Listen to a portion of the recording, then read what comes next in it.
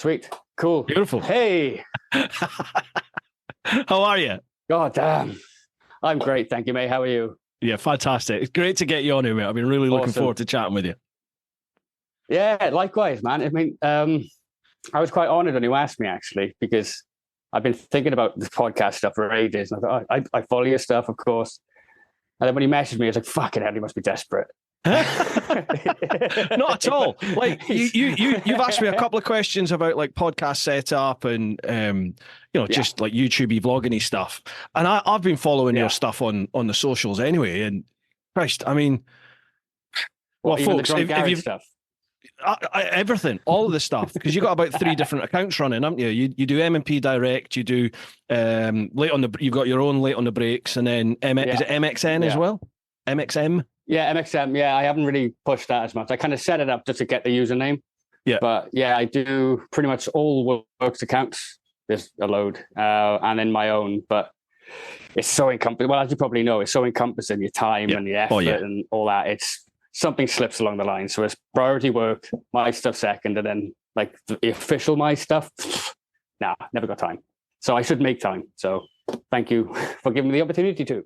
Mate, your content, the quality of the pictures that you put out, it just stands out straight away. I have a mate of mine called Barney. He's a professional photographer now, and he was the same. Like when we all saw he used to take pictures of us at like track days and some mates when they were doing like novice, no limits, rookie cup type racing, and he'd take pictures of them, and they were like better than the stuff you were seeing at BSB and MotoGP and stuff. They were insane. Yeah. And we all, it's got this bloody gesture thing on it. Sorry about that, folks. There's a little thumb in a bubble appeared. Sorry about that. Hey, we're both having tech difficulties, man. I know, yeah. Well, I'm just technically inept, that's all. But we all said to Barney right at the start, we were like, mate, you need to do something with this because you've got a gift. Do something. And now he does. He takes pictures at MotoGP and World Supers and all that sort of stuff. And your work is the same. Fantastic. It really stands out. The quality of your pictures is pretty immense. So, wow. Thank you. How'd you do it? Teach me. How did I do it? I didn't study photography. Like you can do it in college or uni or stuff. What? Mike, 2 seconds. I just realized I haven't even introduced you. I do apologize. We just got straight into this. Folks, this is Mike. It's Mike Morgan. He's a druid. Hi. How are you, mate? How you going? Good, thank you. You got a brew next to you there? Warrior, yes. Yeah. Right. I went nice. I went for Hobgoblin. And the reason being, because usually I'm a Stella fiend. But I went to a green branded supermarket after work, and the only pint-sized cans they had was this. So I was like, I fancy a change. So, yeah. Right. I started a little bit early, though. Good lads. I like that. Crack on. So, sorry. Right, you were telling us a little bit about your backstory. Let's go there then. Who are you? What you do? Where'd you come from? How'd you get into it? Cool. Okay. My name is Mike Morgan. I'm in Swansea. I work with M&P Direct, or for M&P Direct. I'm a very fortunate, lucky bastard. Been in the trade for 17 years, May. I won't bore you with the pre-motorcycle stuff because you don't really need to know. That makes I want to know now. Yeah. It's retail stuff, man. I left college and then went into work for a couple of well-known high street retail stores as warehouse person. Gotcha. And then in 2007, a colleague at the time said M&P were employing or taking on. And because I grew up in Gassinan, the small little town where M&P is based. So you always pass it, you always see loads of bikes everywhere. And the Swansea bike scene, even back in, 2007, they're everywhere. So you couldn't avoid them. And then I just randomly put a CV in. And stupidly, they employed me. Start in the warehouse, general picking, packing orders, that kind of thing, as the mail order side of the business. Worked way up then to like customer service stuff. So a lot of like eBay was kicking off, and the website was really getting busy. So like customer service stuff, correspondence, that kind of thing. Yeah. And it was around about the time then when Facebook was kicking off. And our ex-colleague of ours, Richard Kai, he started the Facebook page. And then time moved on a little bit after a couple of years. I started getting involved. I was mincing machine roles. Then I was helping a salesman out at the time, Straw Dog. So I started taking photos with my phone. And then pretty much it just started developing on its own. You know, a few years down the line, say 2-3 years ago, I'd say, I had support from Mark, owner of MMP, bought me camera, and I just went for it. So I haven't had any like professional training or like theory training, shall I say?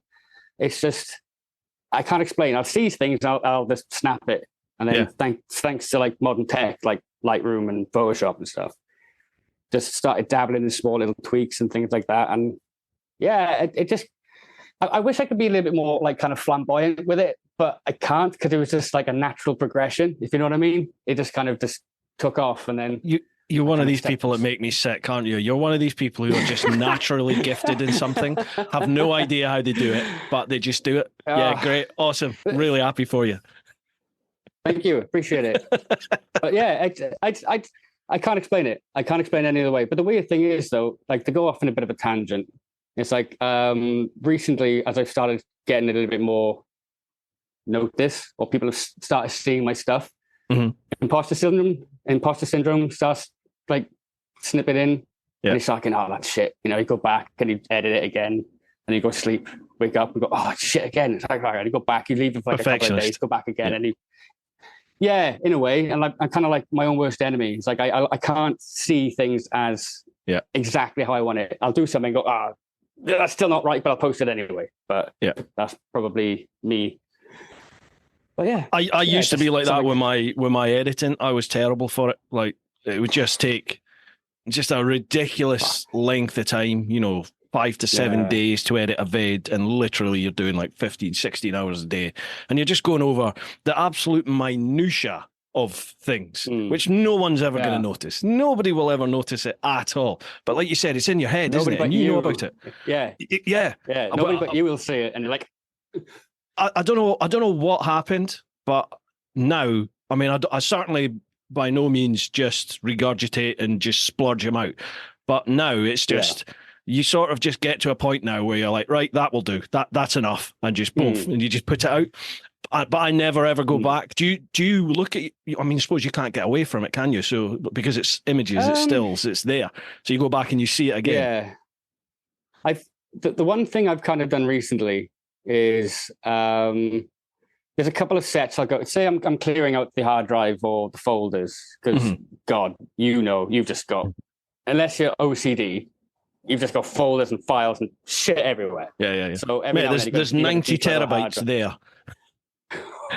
And I've got about another there's about another 60 terabytes in the drawer down there that I've not even put on the shelf yet. Yeah. I don't know why I keep it. Say it's small fry. Well, that's the thing. This is the funny point, isn't it? This is what we're talking about. I mean, it's one of those things that I will revisit something I've done from like the first time I got the DSLR. So you go, oh, okay, I'll look at that, and read chat them up, and you go, oh, okay, I made a bit of a difference, yeah, no problem. And then you kind of get a bit more ruthless with what you keep. So you kind of go, yeah, shit, get rid of it. Oh, shit, get rid of it. So I've always found myself just starting to build those boundaries in myself now, and just say, right, you happy with it? Yeah, go back in the morning, check it. You happy in the morning? Yeah, cool, it goes. You know, or you keep it kind of thing, or it goes online. And anything, if you don't get like the 2 or 3 chances thing, you just got to get shot of it.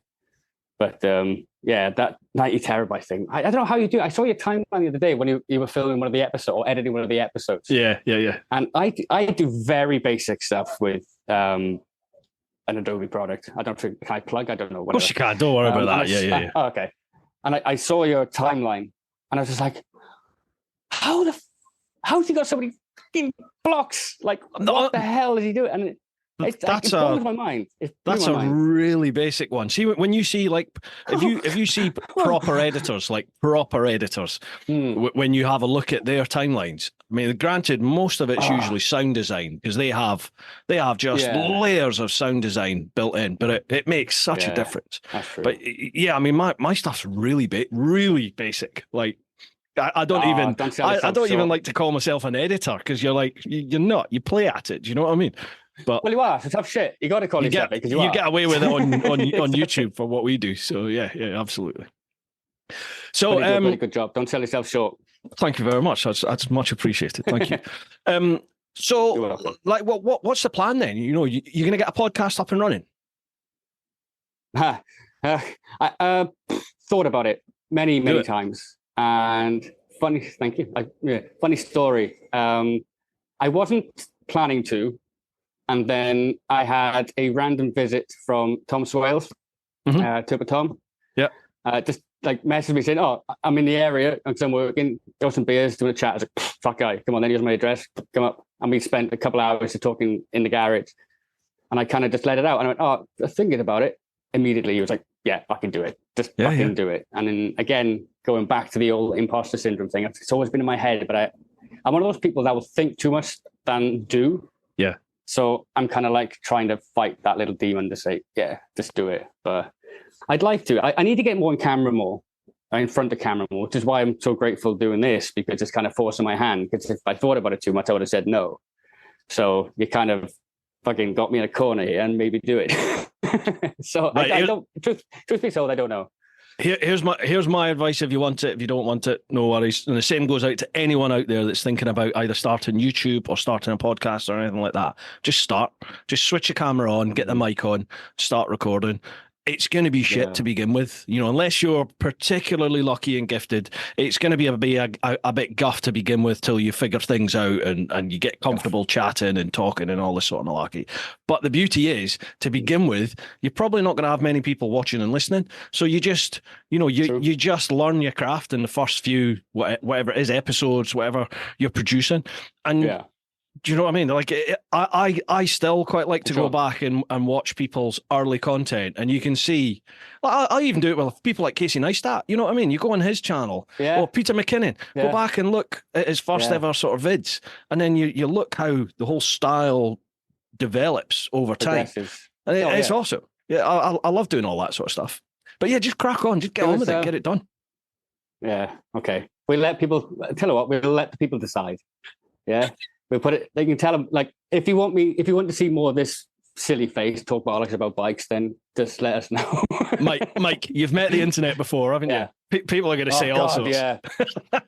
Oh, fuck it. Sorry to interrupt, folks, but just a quick shout out for this week's sponsors, who are, as always, Ultimate Add-ons. Ultimate Add-ons have been back in the podcast for the last few years, and I've been using their products since probably around about 2017, 2018.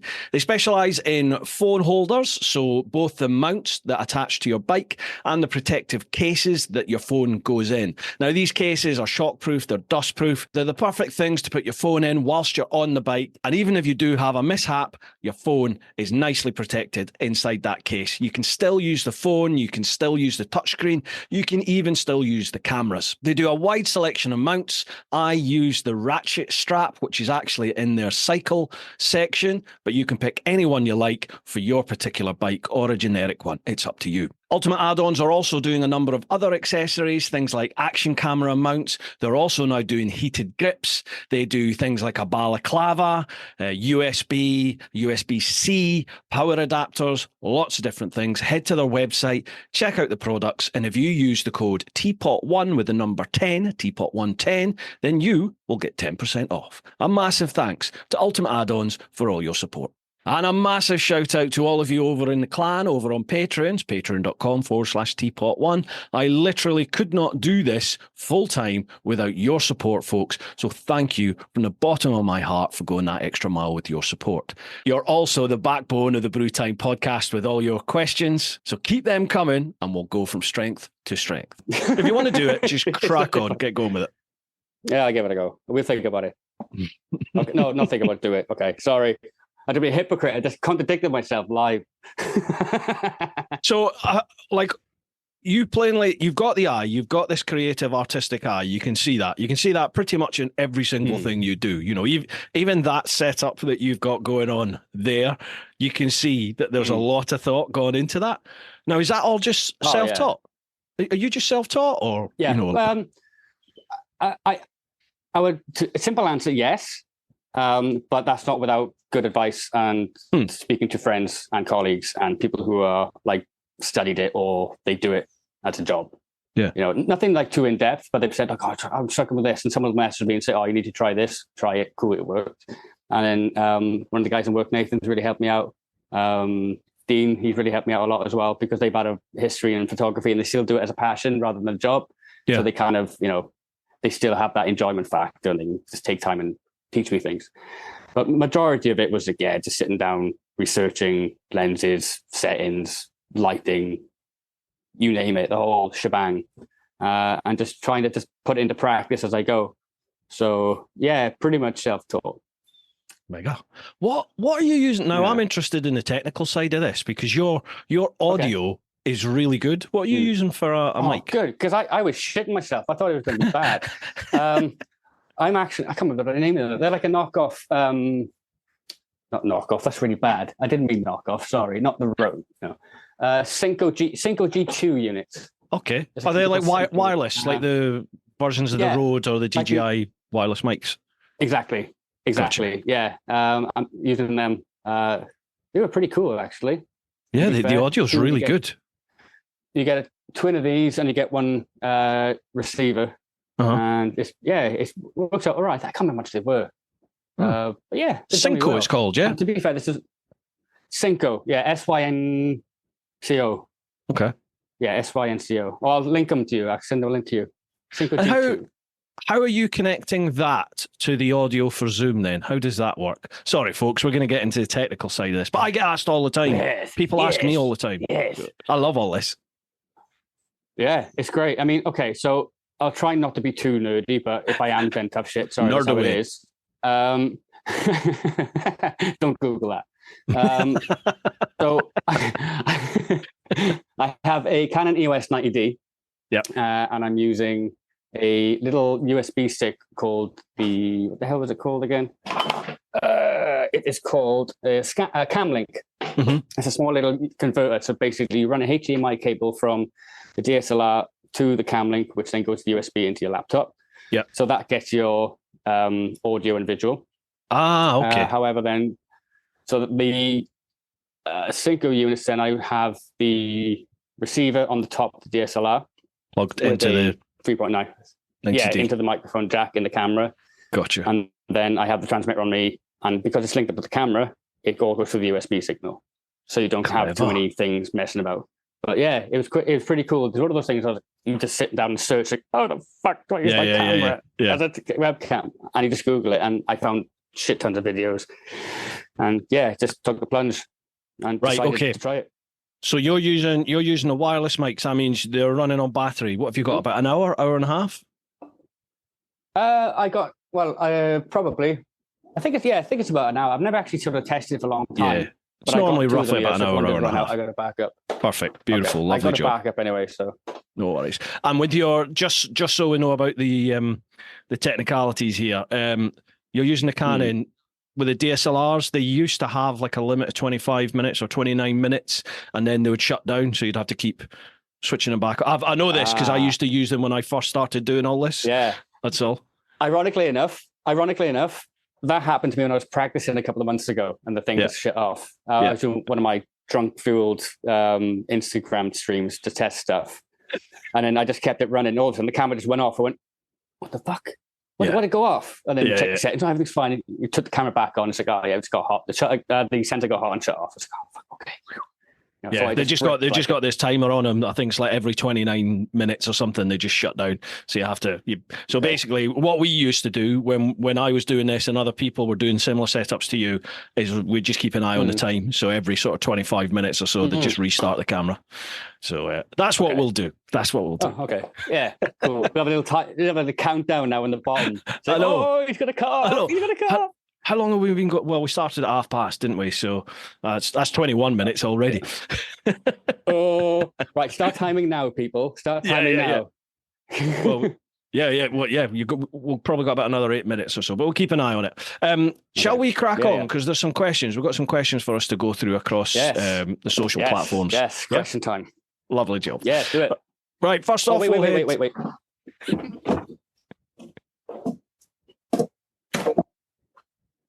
Okay. Welcome back. I've probably just done a little sponsor read. Right. Yeah, we got to fit them in. Okay, first off, we'll head to the that'll be clan done. over on Patreon. So it's patreon.com/TeapotOne. First question, Patrick Collum. So, I may have said this question before, but if there was one bike by one manufacturer that you could have a modern re-imaging of or just bring back from the recent past, what bike by what manufacturer and why? Patrick, thank you. Hell of a question. It's difficult because they've done the Kawasaki done the RS, so they've redone the Z1A, which is by far my favorite bike. The Katana is a lovely bike, remade, already done. It'd probably have to be. I'd be interested to see about a Bandit 12, but you couldn't get away with it because of fuel injection and Euro 5s and stuff. But a nice, probably modern take of a Bandit 12 Mark 1, I'd say, just because it's close to my heart, and I've owned it. I've owned one, and I love them. But it's difficult because you still got to keep that nice curvy shape to them, Bandit Mark 1s, but like a bit of nice suspension, modern upside-down suspension, decent swinging arms or brakes, all that. I think that pretty work. I'm going to stick with that. Yeah, I'm going to say a modern Bandit 12 Mark 1 is probably that one. You're a bit of a Kawasaki fiend, aren't you? Kawasaki seem to, and Ducatis, they seem to feature quite heavily in your online content. Now, is that because they just take good pictures? You know, they set the colors and everything sit well in still images, or do you have a love for that, for those manufacturers? Well, you can have both the professional and honest answer. The professional answer being is that they're close by. They're full, you know, we work with them every day. The honest answer is the first time I got into sales with M&P was through Kawasaki, and how I got into like photography was through Kawasaki. So through doing the whole social media stuff and the marketing stuff, because I used to do like social flyers and things like that, they were always really supportive. And then that got me doing like sales trips with them. So I'd do more photos when I was away with them, testing bikes and stuff. And they were always like really supportive of what I was doing. So yeah, I love the brand. I love the bikes. I work with them every day. And then with Ducati now, since we had Ducati and M&P Ducati in Cardiff, it was the first time I've actually sort of got to be around that brand, truth be told. You know, I wouldn't go to a dealership and look, or I'd see customers' bikes coming in and go, oh, fucking hell, you know, Panigale, or, you know, the typical, because they are exotic machines. Yeah. But now I'm around them a lot more. I kind of just get involved. They're amazing amazing bikes. And it's just, because I'm around them, I get the opportunity to do so. And yeah, they just fit well. Certain colors and certain scenarios just work well. You know, like the 900 RS example, you can take a photo of that anyway, and it looks fucking brilliant.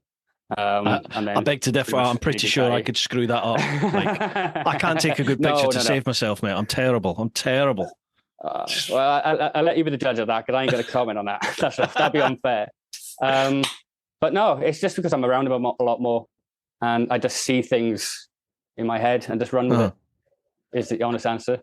Do you still do sales at M&P then? No, so you're purely the social content person now. Yeah, it's like I'm kind of like a jack of all trades, but a master of none in a way, because I've been in the company for so long. I like to learn, and I like to get involved with stuff, because I just have a passion for it. You don't have a say in it. If you like it, you're all in. But no, I don't work in sales currently. I am primarily the media guy.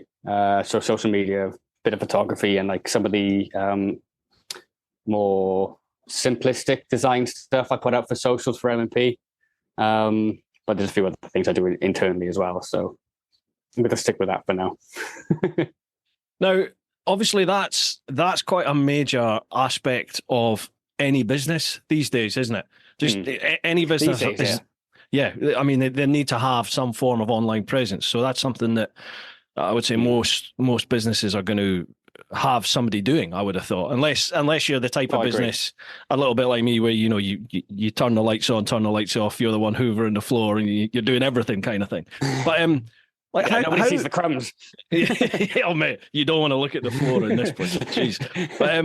But how would somebody get into that line of work these days? How do I'm always intrigued as to how people end up doing what they're doing, and for people like us of our generations, you know, it's sort of something that you've just sort of developed and come into, whereas now it's established, so you can actually consciously go straight into that.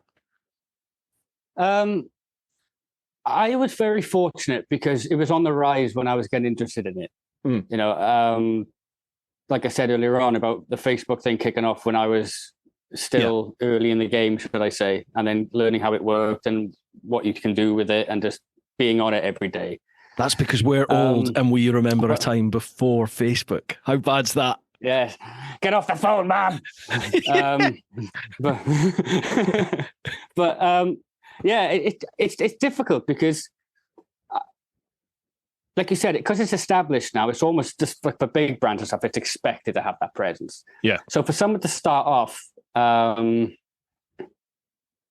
much, I think I think the theory is the same. Just take photos or use Canva and just design something. Or like if your friend has a small business, you know, it could be a salon, it could be a barbers, or it could be like a little boutique or bookstore, whatever. Just do some little designs and stuff for them, do some photos and just share them with them, and just get your stuff out there. Crack on and learn your craft. Easy, but a bit like podcasts, Mike. Just crack on and learn your craft. Took a while. I teed him up for that. It took a while. Yeah. Hypocrisy is rife. But I get with my thing, like I was very fortunate because I was in a really good environment to do so. And it was a case of like the opportunities were there, and you just got to take them. So absolutely. For me to give like a general kind of advice thing to people, I think would be a little bit unfair because I was very fortunate with what I do for a living or how I get to do what I do. But yeah, just try small businesses, friends' businesses, you know, even if it's an online thing, just start tweaking designs or doing photos, product shoots or things like that. And just chuck stuff at the wall, see what sticks. Yeah. What you just said there about, you know, you didn't want to comment too much because you feel like you've been very fortunate and things have just happened and stuff. I chat about this. I find myself chatting about this more and more in this podcast about, is there such a thing as luck? Because I used to think, oh God, you know, Christ, I've been lucky. You're lucky when this happens. You're lucky that happens. Or is it more a case of you've got that hunger and you've got the drive, and so if something happens, you see an opportunity rather than an obstacle or I can't do it because of this. It's okay, all right. It starts the cogs turning. So, okay, that path might be temporarily blocked now. All right, then, but how do I get around that, over it, under it, whatever it is? You know, and I just kind of think the more people I speak to on here who have amazing stories and backstories and have achieved incredible things, everyone just seems to be of that mentality where they don't give up. They just keep working at it and figuring it out. And I don't know if it's luck or if it's just that they make the best out of any and every opportunity that arises at some point in their life, and eventually one of them is going to pay off. Yeah, I would tend to agree. I think a lot of it is down to the individual and how they perceive themselves as well. Because I think it's quite easy for the individual to go, that just happened because of luck, or you know, I just had to be at that place at that time, that shot looked good, and I just tweaked it this way. The self-critique kind of thing. Yeah. When realistically, you're right. The other side of the coin of that is the fact that you took the chance, or you took the opportunity, or you saw that thing and did it, and you kind of made it happen. If that makes sense. Not manifested it because you're not thinking too much about it. It just you kind of let yourself go loose and just try it, and it works out. Yeah. But probably a healthy bit of both. Yeah, I mean, don't get me wrong. Nobody likes a Billy Bollocks, do they? Nobody likes somebody that's just giving it, I'm the big I am. Like, that's a very unattractive quality. Hate that. But I think we need. It's not all down to luck. It's definitely not all down to luck. You know, like I think I'm definitely beginning to think you make your own fortune in life, or maybe you make your own luck. I don't know. I had Lyndon Poskett. You must know Lyndon Poskett. Yeah. I had Lyndon Poskett on here, and he said something to me which, in years of old, I would have just thought, you fucking hippie. But he turned around and he said, the universe is listening. Because I was saying how, sometimes the channel just doesn't seem to be doing so well and views aren't. Oh, hang on, his camera stopped, folks. We said it would happen. Stand by. And we're also sponsored by the Influencer Store. Now, I've got some blurb to read out for them. The Influencer Store helps you build your brand, big or small, providing you with a solution and apparel. We help you to increase your fan base while supporting you with starting your own influencer clothing line with nothing more than just an idea and a design, and there are no hidden costs. For more info, come check us out at theinfluencerstore.co.uk or drop us an email at online@influencerstore.co.uk for more information. Now, all my current merch over at TeapotOne.com, that is all handled by Roger and Charlotte and the family over at the Influencer Store. So thank you for all your support. And lastly, a big shout out to all of you who are either watching a podcast or listening just now on your platform of choice. If you can share with your mates, tell people about the podcast and help spread the word, that really does help. And if you're listening on things like Apple Podcasts or Spotify, if you can follow and leave a review or rating, 5-star is preferable, of course, then that would be absolutely fandabidosi. All right, folks, let's get back to the podcast. That was 31 minutes, I think. Guess what? I lasted longer than I thought I would.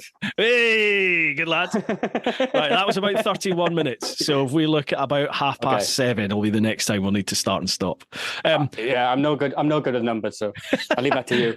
Right, Lyndon Poskett. Yeah, Lyndon Poskett came on, and I was having a little bit. I was feeling a bit down actually when he came on because it just felt like with all the hard work that you put into the channel and socials and everything like that, you kind of just thought to yourself. I was thinking, I'm just not getting the results that I want, and you kind of feel like you should with the amount of work that you're putting in. And he said to me, he says, "Don't be negative about it. Just don't think like that. You've got to have a positive you've got to have a positive attitude towards things because the universe is listening." And those words have stayed with me. And he was like, "If you think it, it's going to be like that. So if you're thinking negative, it's just going to be negative. You got to think positive and just keep chipping away and keep going for it. And if you emanate positivity, he just says that you seem to attract it." And he's bloody right. I don't know how it works, but it seems to be that way. I can attest to that. Yeah. I mean, it's only really the past couple of years that I kind of, that very statement slipped into my head. And I was like, what happened if this happened? What happened if this? And you find yourself just thinking about it all the time. Yeah. And then you forget about it for like a week, 2 weeks, however long. And then it happens. And you're like, nah, that's bollocks. Nah, I thought about that like a year and a half ago. There's no fucking way it's happened now. And then you find yourself, it does. And you think, it can't happen twice. 2 months, 6 months, 12 months down the line, bang. Whatever you were thinking of happened or wanted to happen happens. You're like, oh man, that's twice. That's really lucky. And then you just find yourself going, okay, if it happens twice, I'll just believe it and just let it go and see what happens. But yeah, I pay attention to that a lot more now because it seems to be more frequent. It happens. Yeah, I can't. I don't know if just subconsciously, you work towards whatever that objective is that you've thought about or you have in your head. Yeah. Maybe you're just subconsciously putting more effort and energy in towards driving things to make that happen. I don't know. Maybe that's what I mean. Yeah. Do I think there's magic in the air? No, but something's happening because it just seems to work that way, doesn't it? That this positive attitude towards things, it seems to produce the results. Most often than not, you find yourself doing it subconsciously as well. You don't realize you're doing it, and then you're like, "Oh shit, more stuff's happening. What am I thinking about this?" I think it starts just natural progression. But yeah, I do believe it. I do believe in things like that. I think that rings true with me. But again, how do you define it? Some people say, "Oh, you got to believe in yourself, and it'll happen." Yeah. But us, like the individual, translate it as like, "Oh, I got to do this, got to do that, got to do that." And you think all the small details, while everyone else around you, like, forgive me for saying, like, being on here with you now is like, oh, people want to hear you or people want to see your stuff. And like, you just find yourself in a situation where you kind of made it happen with not actually realizing you have. Yeah. I think that's the weird thing. But when you take a step back and go, oh shit, it worked. Can't always I work digress. because I've been positively thinking about Danny and Kylie Minogue ending up in my house, and they're not here yet. So never mind. One day. Imagine that. Imagine if the doorbell went right now. Forget the podcast. Yeah, fuck you, Mike. I'm off. The girls are here. Like, see you later. I'd be like, okay. I'm like, yeah, fine. You'd be like, Crack on, boss. Bruce. Oh, good on you. Good on you. You son of a bitch. You son of a bitch. Right, just for that, Patrick. Next one, Charlie Callard. Yeah, thanks, mate. We've only got two on. Didn't we? Sorry. Yeah, that's what this is all about. This is what this is all about. Yeah, we've only got two on Patreon, okay, but there's quite a few over on Insta and Facebook for us to go through. So Charlie Callard, next one. Evening, gents. Hope you both fit in well. All good, thank you, Charlie. I'm Charlie. So, a couple of questions. Within the biking industry, be it kit, gadgets, gizmos, or even a specific bike, what's made you sit up and go, hey, that's brilliant, and instantly wanted to buy? That's a good question. That's a good question. I don't know about instantly wanted to buy because, God, I sound like a dick here because I got to ride them without buying them. Sorry. Same position. Yeah. Sorry. But yeah, the easy answer, and I'm not biased, brand, supercharged engine. Yeah. Supercharged engine, simple as that. He's green through and through, isn't he? No, I'm not. I just love. They tick all the boxes. The nice bikes, engineering. It's just they tick a lot of boxes. But no, if you haven't ridden a supercharged engine, never ridden one. Oh fuck hell. Do it. Come down Swansea. Come down Swansea, and you can borrow ours. Okay, you're on. I'll do it. But yeah. Okay, just so I'm not completely green biased, then variable valve timing is something that interests me, and I know the new 1390 has it, and I'm really keen to try it, and I haven't tried it yet. But supercharged engine and variable valve timing, those are the two things I probably tick the box with. Yeah, for sure. I would say it was the old 1290, the Super Duke R. When I rode that, I had that for 2 weeks, and I still think about that bike. I still think about it. That is probably number 2 on the list of the bikes I would buy with my own money right now. Oh wow, hands down. Well, the worrying thing is, it's a fantastic bike. Both Chopsy and Kate, username Kate, both of them said the new 1390 just takes it to a different level. I'm like, fuck me, how can it be any more engaging and fun than that was? So that worries me. That's a big fucking claim. I know. That is a big ass claim. But like I said, I've watched like as much footage as I can from the launch of it. Lamb chops, 44. All the meaty stuff. And you just think, even they were raving about it, saying how mental it is. And like, how the fuck can it be more mental? Yeah. It's only 50cc more, but it's more. It's so much more than that.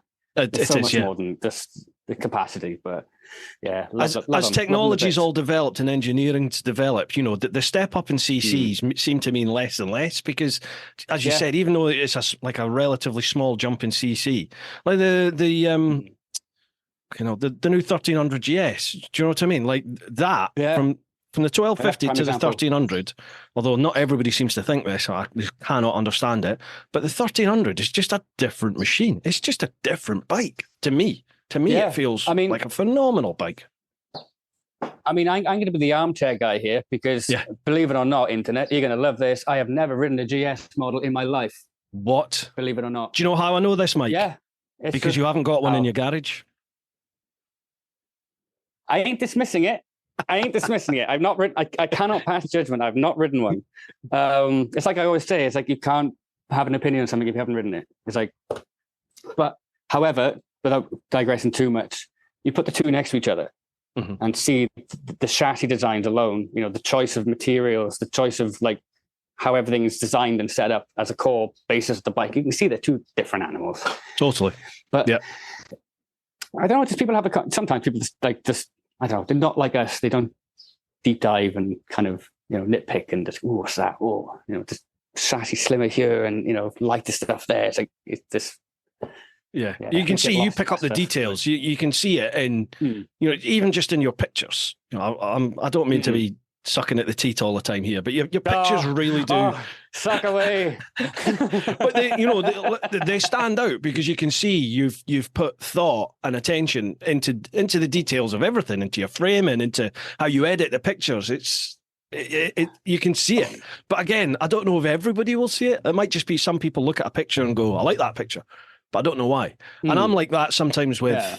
I'm like that sometimes with, I don't know, maybe something I've done in an edit. I don't know what I've done, but it's like, oh, that looks good now. I don't know what I did there, but it looks good now. I don't know, I cut it in a certain place or did a J cut or an L cut, or you just do something different in an edit, and it's like, that works. Don't know why, but it works. Do you still get those moments? Like, oh yeah, because I've started to appreciate them a little bit more now. When you kind of sit back and go, fuck me, that's all right. That is. Yeah. And Every vid just questions about it. Yeah. It's like you just sit down and just go, I'm happy with that. I'm happy. Yeah. I will walk away. I'll turn the laptop off and I'll go away because I'm happy. And then, but then you come back. The shitstorm returns. But that's exactly it. You come back to it, don't you, the next day? And I'll like rewatch what I've done, and you're just like, nah, need to change that. What were you thinking? It's like, can I have the old set of eyes back? It's like, can I have last night's Bruce back and last night's Mike back rather than this morning one? This morning one's an arsehole and I don't want to talk to him because he's fucking everything up. But it's true.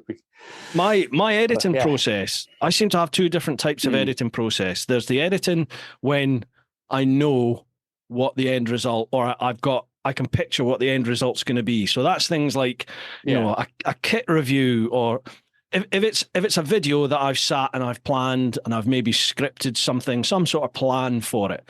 Prime example, I did a review, 50,000 mile review of the 1250 GS. That vid, I sat and I planned out. And I plotted what shots and down to what camera angles I was going to be getting, if it was going to be a drone, if it was a cockpit cam, if it was a helmet cam.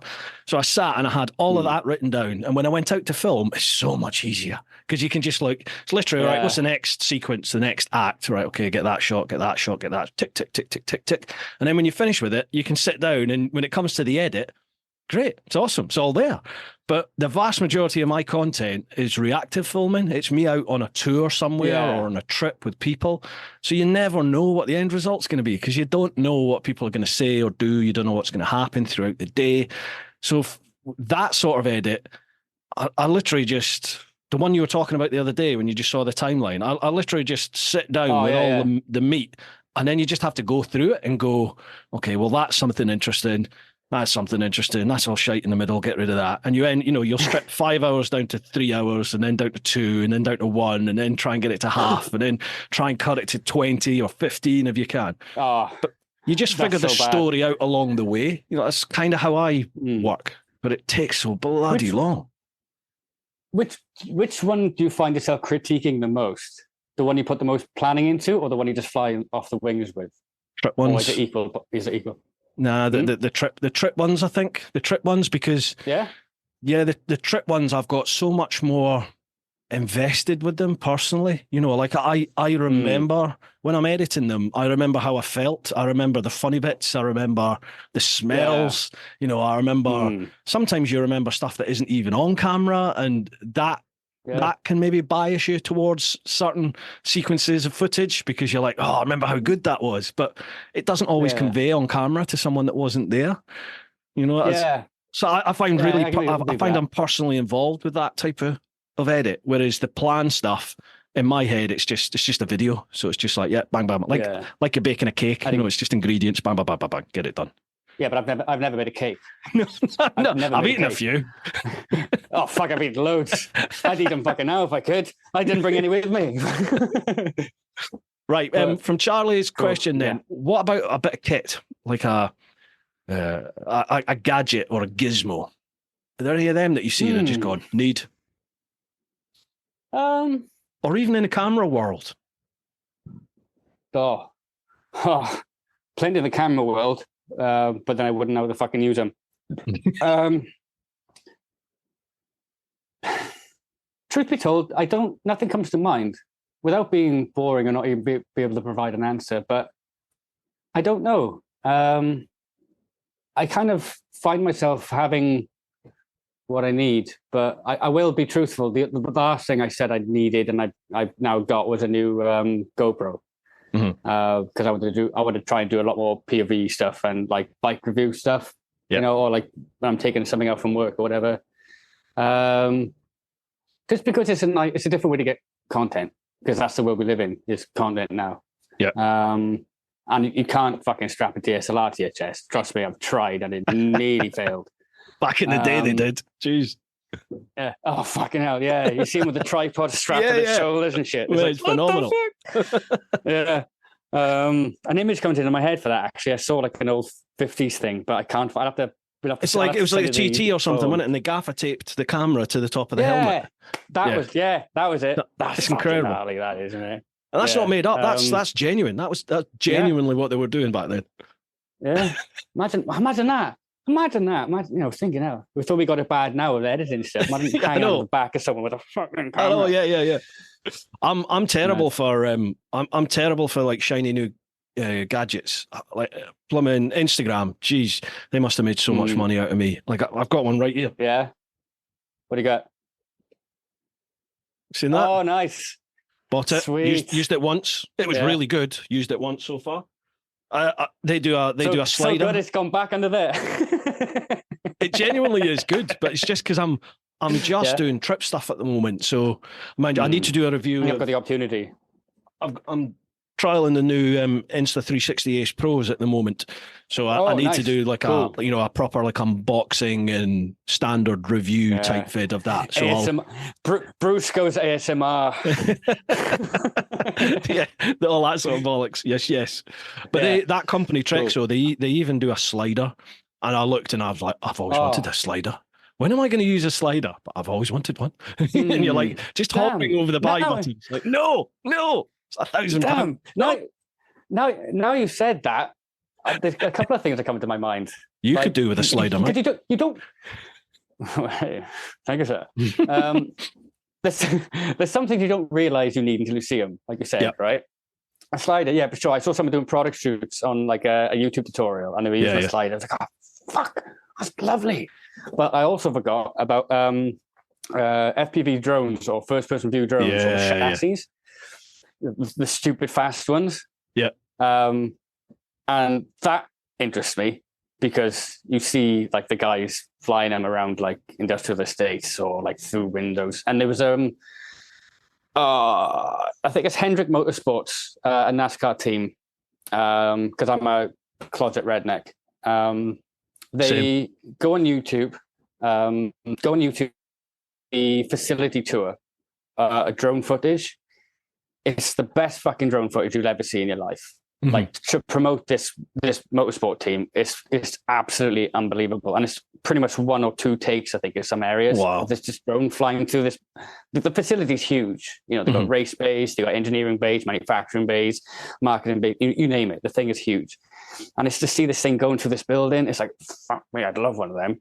Yeah, and you realize, that thing could do like 100 miles an hour. Yeah, right into next door's telephone cables. Like, shit. Sorry, love, I was practicing. But it terrifies me, but interests me at the same time. Yeah, I can't comprehend how the pilots of those FPV drones, how they react as quick as they do. I mean, it must take a lot of practice. Yeah, it's totally immersive, isn't it? It is. I mean, I tried VR a couple of times over the past year or so, and I had to sit down, just to fucking get vertigo and say, oh, fuck that, I can't do that. Imagine flying one of those bastards, like through buildings and stuff. Yeah. Nah. Earn your money, mate. Yeah, you earn your money. You crack on, but I'd still like to give it a go. But the thing is, like, with my drone, with the traditional drone, if anything goes wrong, you just take you take your thumbs off the sticks, and the drone just comes to a halt and hovers. Beautiful, lovely. Even in wind, it just hovers. With those things, they just plummet to earth, go in the direction that they were going in. It's 100 miles an hour. Yeah, might have to get one of them. We're forward to the last thing. Yeah, fuck it. We go Harvest. Fuck it. We do Harvest. Yeah, we go Harvest. Shit. If you go to the internet now, it's going to be true. Oh, that's the problem, isn't it? Once you put it out there, that's it. You've got to stay by it. Question 2 from Charlie. Which is the correct way to have spaghetti bolognese? Pasta with meat placed neatly on top with a sprinkle of cheese, or all mixed in, leaving no pasta No pasta or sauce with a large helping of cheese. Well, in my mind, it has to be the pasta with the meat on the top and some cheese on it. Order. I like order. I was going to be flippant and say some stupid remark of like, I don't care, just get it in my face. But that would be a lie. But you do care. You do care. Yeah, I care. Of course I care. The placement is the placement is paramount. I make a little ring with the spaghetti on the outside, and I chuck everything else in the middle. So you got to do the whole twisty dippy thing. Order. We like order. There you go. Yeah. Yes, I agree. Cheers for those, Charlie. Apparently. Yeah. Cheers, Charlie. Are you? Do you like a bit of meat? That's a bit of a personal question, Bruce. Well, I think we're friends now. We can cover these sort of topics. Oh, yeah. Okay. Yeah, I do. I fucking love meat. Good effort. We can carry on talking. Yeah. Cool. Have you ever tried the vegan diet? Have you ever given that a bash? I haven't tried it. A few friends and colleagues have, or are vegan, I should say. But I've never committed to myself. No. Would I dismiss it? No. But it's not a conscious choice I would make. My wife and I, we tried 28 days, no meat, purely because it was this juice diet, like this juice thing to try and lose weight. And I think we made it to about day 14, day 15. It's like, I need a steak. That's still a fucking good showing, though, isn't it? That's still a good showing. Fair play. I love meat. I love it. My wife cooked like a bolognese a couple of months ago, and the whole meal, she kept looking at me going, "What do you think? Do you like it? Do you like it?" And I was just like, I kept thinking, what have you put in this? Have you put something in it? Are you trying to get a reaction here from her? I finished it, and she went, "I'm fine, love." Yeah. Cyanide. I finished it, and I was like, "All right, go on then. So what's up with it? What's different?" And she just went, "It's not real meat." And I was like, "You fed me fake meat." Yeah. And she said, "Yeah, it was on special in the supermarket, so I thought I'd just try it." And I was just like, "That's grounds for divorce. That is grounds for divorce. Why have you brought that into this house?" Yeah. Anyway. Yeah. How dare you, heathen? Get on the steak. Burn her. But I did she float? Yes. Chuck her in again. But no. Yeah. Like I tell you what is nice though. Steak. Corn mince. That's what's nice. Steak. Well, steak's fucking lovely. Yeah. Bruce, steak covered in bacon with some cheese over the top. Bastard. So I was thinking to myself, shall I eat before I come on here? I was like, no, I'll eat later. And now you're just making me more hungry. Bastard. But you know what happens? You have a few beers doing this, and then when it finishes, you're like, I can't be arsed cooking. Kebab. Exactly. Kebab. Takeaway. Get it in. Job done. Yeah, that's why I only bought 4, so I got room for it later. Like it. I thought ahead, man. I thought ahead. Excellent. See, you're destined for podcast life. It's coming your way. Uh-huh. Yeah, you say that now, mate. You say that now. No, do it. Okay. Do it. Just don't overtake this podcast, please. Or if you do, can I come on and talk shit on it, please? Yes, you can. Yeah, but in fact, that's what needs to happen. You need to come on here and not be the professional guy, doing the host. You need to be the guy that gets hammered and just talk shit. Mate, I'd love to. Come on, I'd love to. Credit. I'd love to. People rarely ask Brucey after hours podcast. Yeah. I mean, I say exactly what I say now. There is no filter. Don't worry. This is what you get. Okay. Right. That was the clam ones. We'll head across to Instagram now. So it's at TeapotOne Insta. Obviously, I'll leave all Mike's socials links down below. Make sure you check them out, like and follow. Jim Bob's Adventures. If you could invent any item or feature to fit onto a motorcycle, what would you create and why that item? Ooh. Oh, I saw this when he posted it. I've been thinking about it since. I don't know, because I'm gonna flip that on his head, and I'm probably gonna say I take more things off. Back to basics. But yeah, to some extent. But yeah, I think everything that needs to be done has been done, and I can't think of anything that springs to mind to say I'd have. You've even got fucking radar on bikes now. Yeah.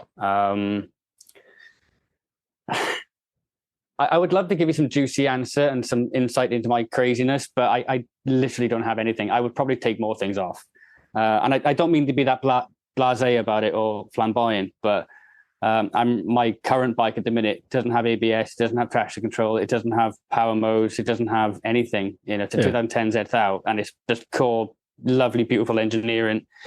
But then you ride something like a new Fireblade or a new R1, which is dripping in tech, and it's got 200 brake horsepower you need to control. So, which any one of us can just jump on and ride down the street. That's why it's got all the tech, isn't it? Because without it, you're not going to make it to the end of the road. It's like, that's why I keep having chats with like manufacturers and stuff saying, can you just put a twat mode on it? Everything's off for the minute, and then just say, right, do you ride super bikes? No, right. You want twat mode on, so it's got everything on, and then go for it. Happy with that, because I would never use 200 brake horsepower on the road and survive. But I don't really have an answer. Mine's nothing to do with technology per se. I would just like either an RPG or some sort of Gatling gun, machine gun. That would be awesome. Oh well, fuck! Now you said that. Yeah. I'd have that. Please. I got lasers. Yeah, freaking laser. Silence. The long distance silencer one. That's the stuff. Nice. Something you fuck stuff up from miles away without even knowing about it. It's like, yep, job done. Thanks. That's sneaky. That's sneaky. Yeah. Tactical, they call it. Not sneaky, it's tactical. That speaks volumes about your character, Mike. Speaks volumes. Oh, God. Well, make of it as you will. Just start calling him. Chris Kyle sat there in his garage. Look. God. And that's how rumors start, people. Yeah, I've said this about people have asked, if you could change a traffic law, what would you do? And I had this idea. I thought, if we could just have like one day, either a month or one day, a quarter of the year or something, where it was just bikes allowed out on the road. You just had the roads to your outside cities. It was just bikes. Yeah. Oh, that'd be awesome. That would be awesome. But then I have another beer. Anywhere, yeah. And then I have another beer. And then I just start thinking, what if we just had like a monthly purge? You're not alone. Yeah. Yeah. You're not alone. The countless miles I put into Brecon and around the Gower and stuff like that, and just sat and gone, fuck, imagine if this was empty. Like, there was a term I was gonna pen, but I can't say it because it's mildly offensive. Excuse me. But I'll have to text you it later. But it's a TT. So we have a lovely set of roads down the Gower, and everything just links up down to Llandudno every way and up to the valleys. And I call it the Traveller TT. We call it that.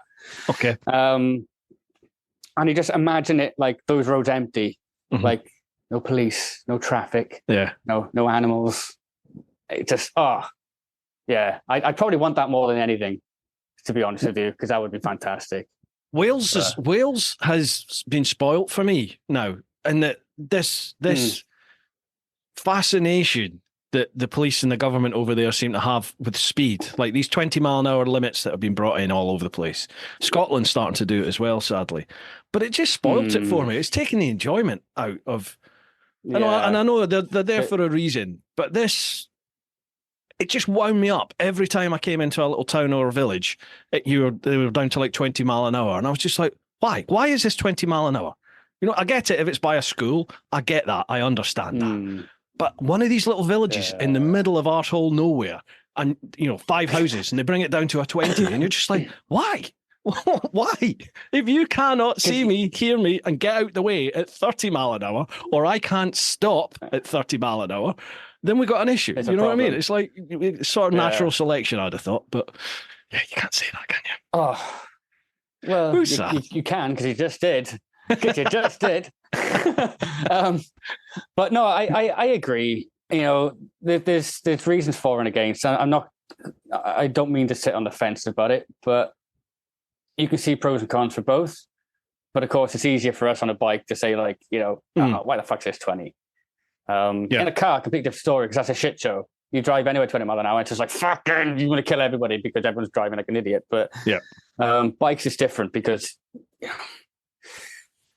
going 20 mile an hour in first, second gear on anything is a pain in the dick. But I I suppose we can't have it all our own way, and I'm trying not to be too diplomatic about it. It does suck balls, especially when you see the conditions of the road. Exactly. But I can't ride at 100 mile an hour out in the Nationals either, legally. So I'm not getting it my own way. Oh. Do you know what I mean? It's like the 60s are now 50s or even 40s. The 50s are 40s or 30s. You're just like, well, what? Everywhere you go, there seems to be. I saw a petition the other day saying there was something about motorway speed limits going up to like. Oh, he's gone again. Hola. Can you hear me? Hola. We forgot about the time, didn't we? I'm not going to lie. I took a tactical piss at the same time. No worries. It was me thinking, I wonder if the camera did overheat. No, he's just having a slash. I heard the audio. He's going, he's reset the camera. He's not. He's pissing in the bucket, but pissing in a bucket. Oh, genius! Lovely job. Right, we're back in the room, folks. Where were we? You just seen something about? I think you were talking about increasing the speed on motorways.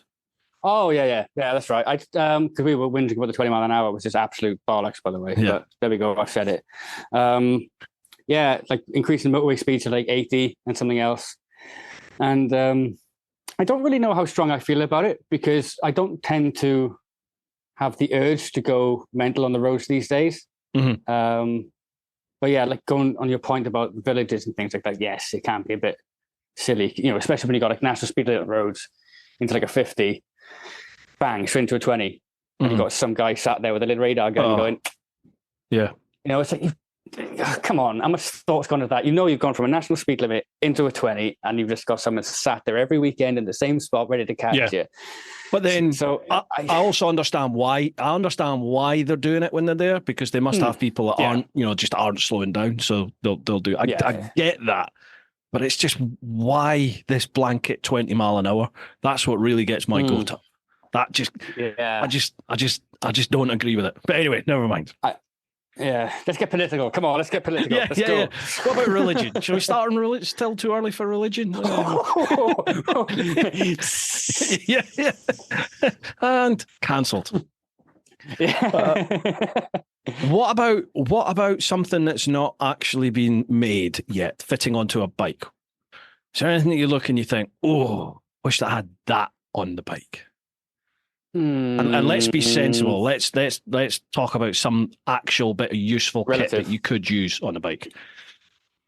I'm not sure if kit you can categorize it as kit, but I think a lot of modern motorcycle problems, or not motorcycle problems, but legislation and laws on Euro standards and stuff.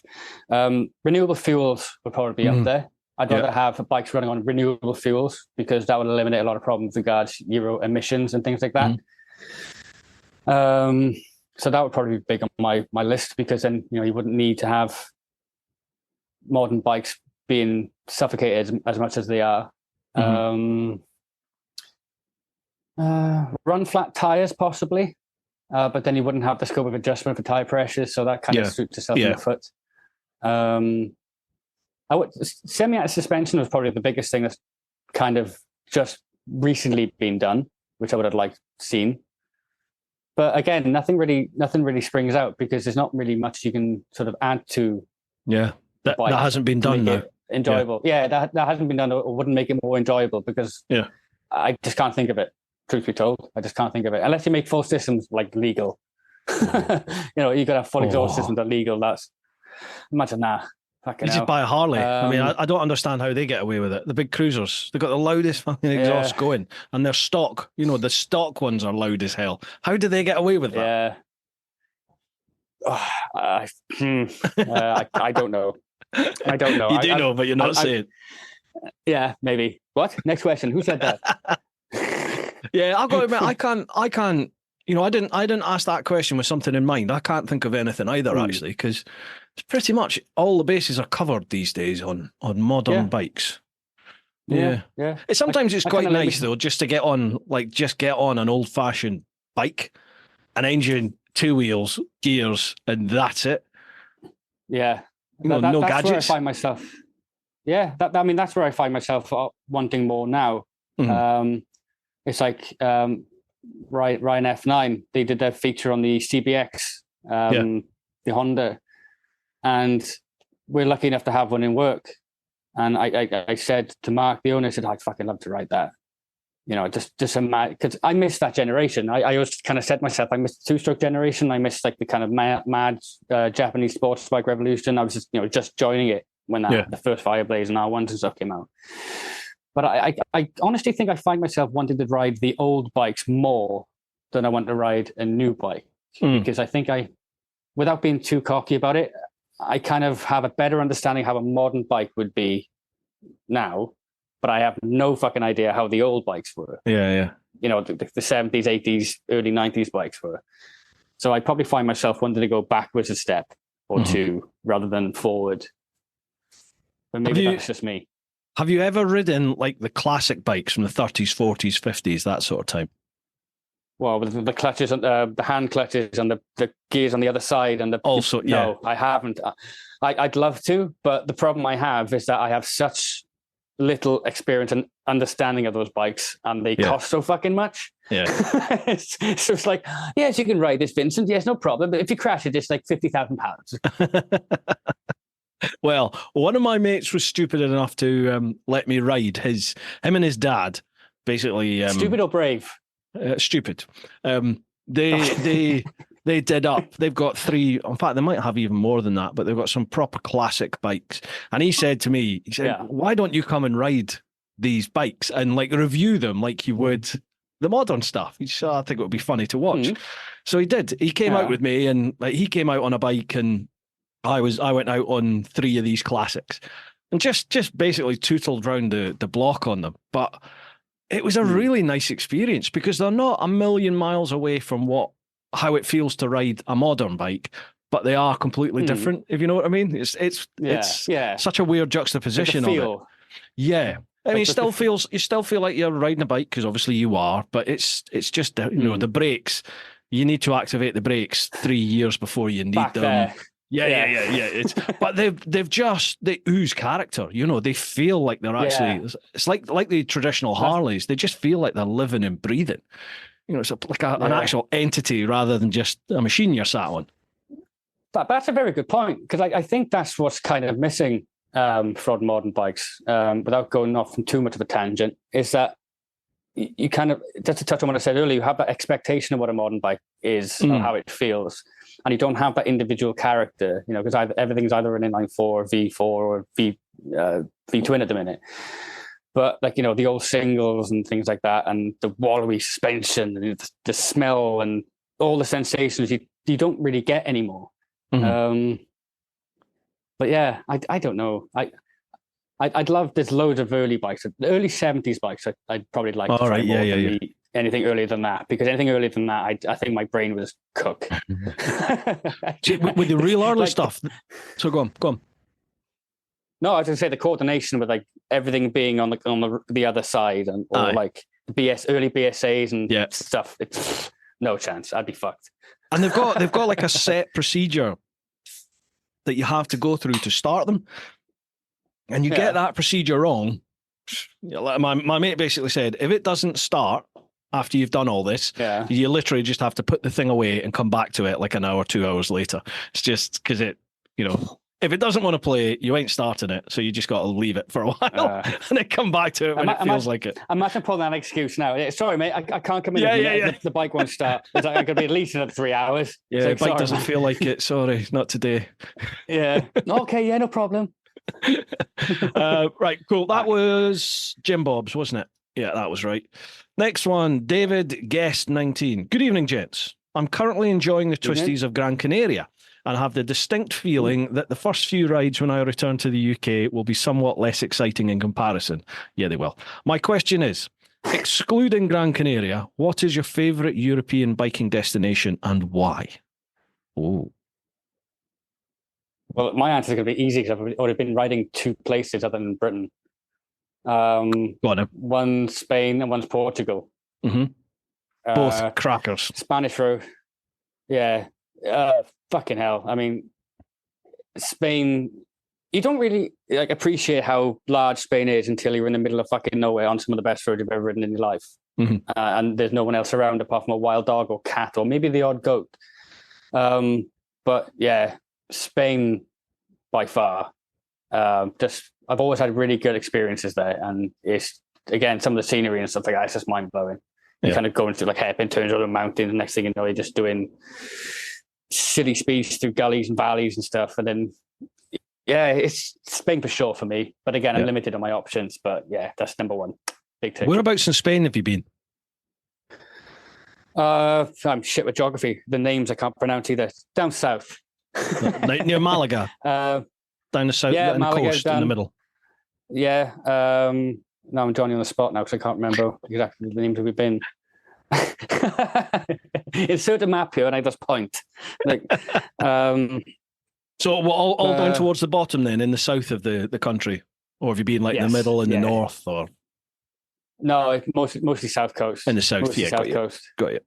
And again, so you still to experience the Picos and the Pyrenees and all around there? Yeah, none of that yet. Yeah, I've still yet to experience them. Wow. I know. I've seen your stuff as well, and I've seen other people's videos. I'm kind of going, oh. I'm there a week Sunday. I'm taking a group. Are you? Yeah, we've got the first chicken strips tour a week Sunday. So there's 15 of us heading to Picos for a week. Nice. Can't wait, mate. Cannot wait. Nice. Yeah, all good. Oh, I bet. I look forward to being full of jealousy with that. It's all right. The vid will probably get edited next year at my rate. Although I've got my son. My son's helping with the editing at the moment, so that might speed things up a little bit. We'll see. Nice, cool. You can just whip him instead. Yeah, exactly. Yeah. What about Portugal then? Whereabouts in Portugal you been? Portimao, the track Portimao, the circuit. That was hand on heart, not microphone. That was my first track day. Was Portimao. What at Portimao? Yeah. Wow. Yeah. That was my first dealer trip with Kawasaki UK. Was a day or an afternoon in Portimao, and I mean, I can't really put it into words. Like you watch MotoGP, you watch Superbikes, you see the undulations and the curvature of the track and things like that, and you think, fucking hell, that's steep. But that waterfall, I mean, most recent thing with Jack Miller and the GPs, flying off the waterfall, fuck me. You're tipping into that corner because it's a blind entry. You're tipping it, reset. It's a double apex right into the waterfall, and you just see the track just go straight down, and it's wow. Pin it and then up the left-hander. But yeah, Portimao, fantastic experience, fantastic. But for road riding, Spain, all day long. Yeah, I would go with you on that one. Spain's top of my list for a couple of reasons. There's more beautiful places to go for sure, like the Swiss Alps and places like that are just insanely gorgeous. They're just beautiful. But Spain's got beautiful places. It's got amazing roads.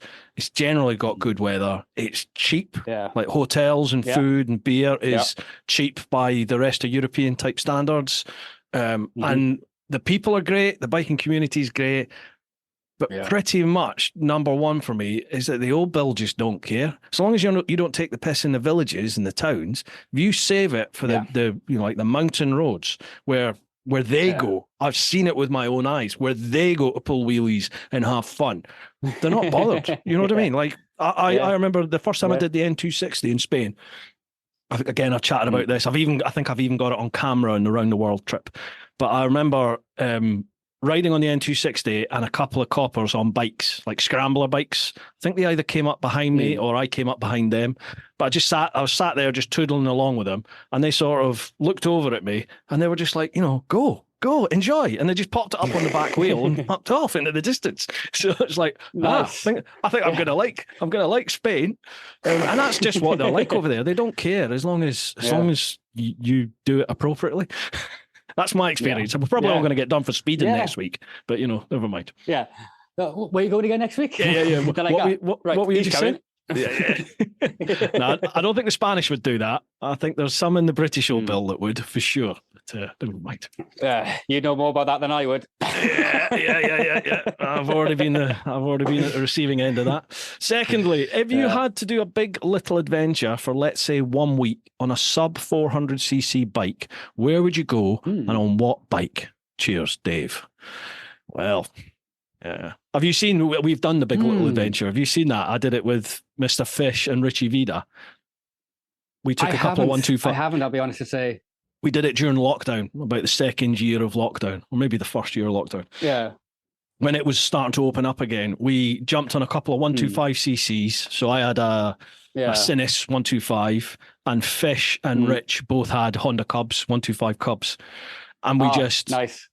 Fish and I rode up from here, from South England to the Peak District, met up with Richie Vida, did a whole load of riding up there, did some green laning on the bikes as well. Nice. Then we left Rich, and Fish and I rode to Wales, and we went round Wales, met up with a load of people at like Owl's Nest and stuff, and then did Black Mountain and all the big hitter roads and stuff.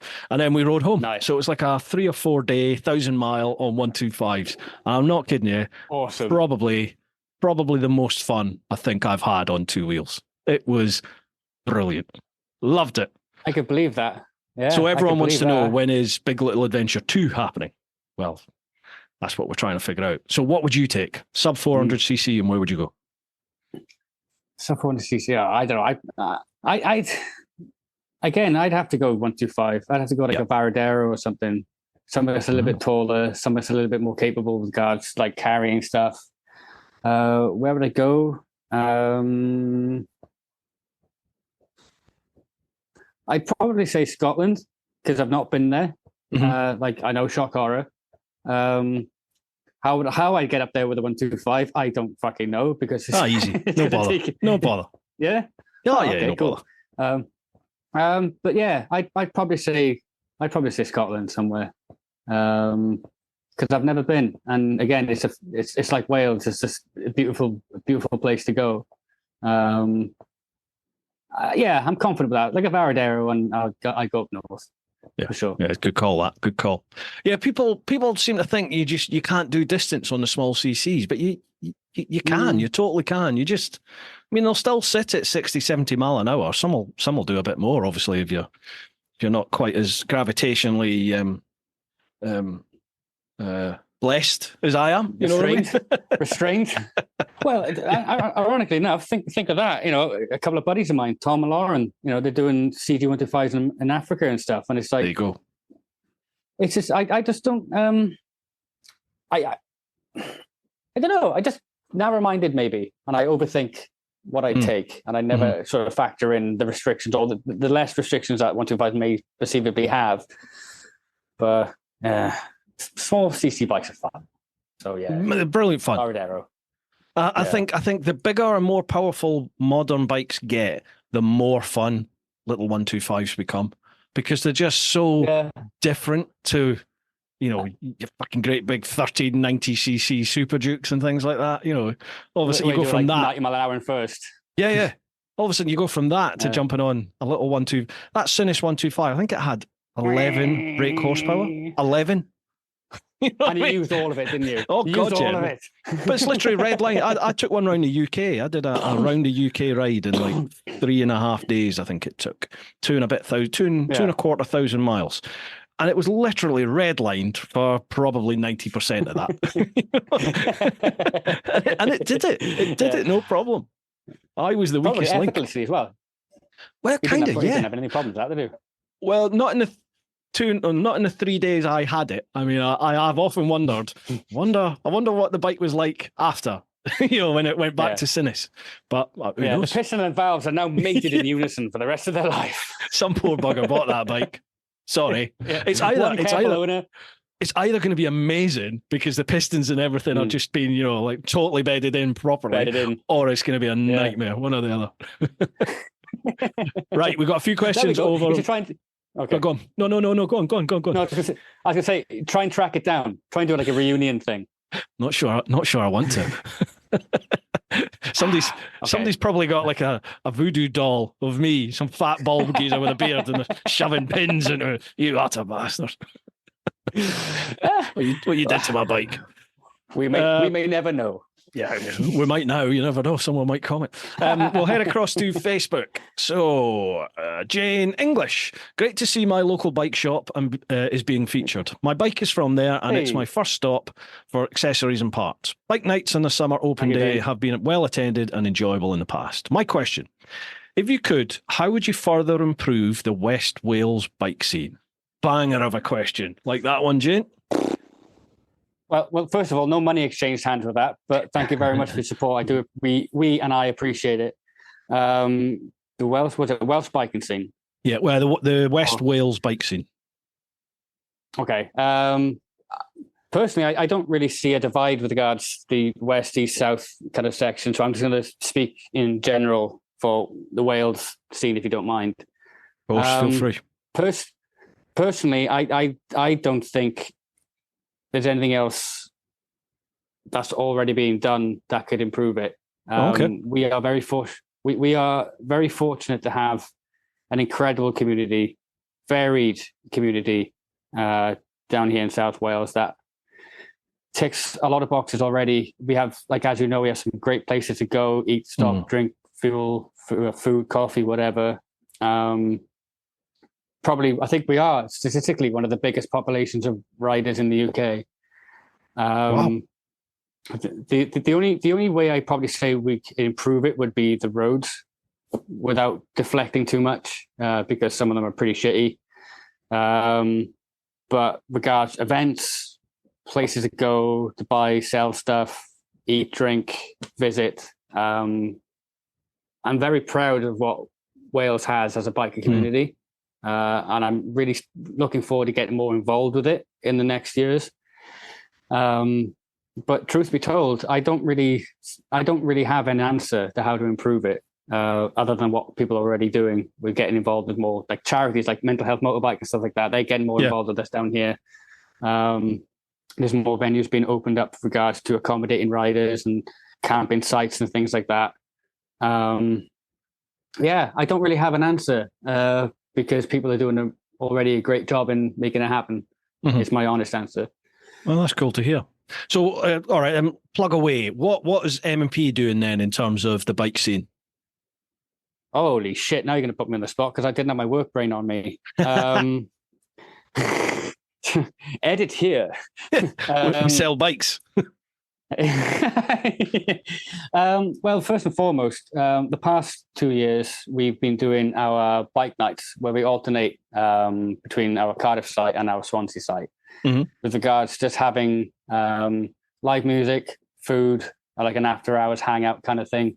We don't do too much of the pushing sales. We don't do like, come down and buy something. It's just a case of like, we got lucky enough to have the facilities and the space and the car parking areas and stuff. Yeah. So we just like to get like music in, food in, and just have a place for people to hang out.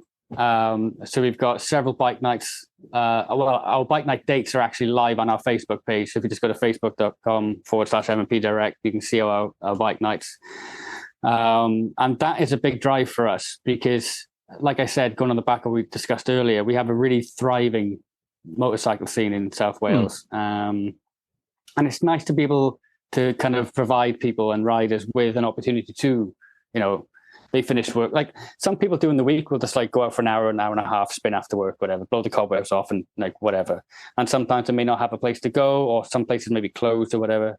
So it's nice for us to be able to offer someone and riders of that nature to kind of just hang out for a bit, to talk shit, meet up with mates, whatever, bike to eat, coffee, and off they go. And just to get people talking and get people enjoying motorcycling. So we've got the bike nights coming up.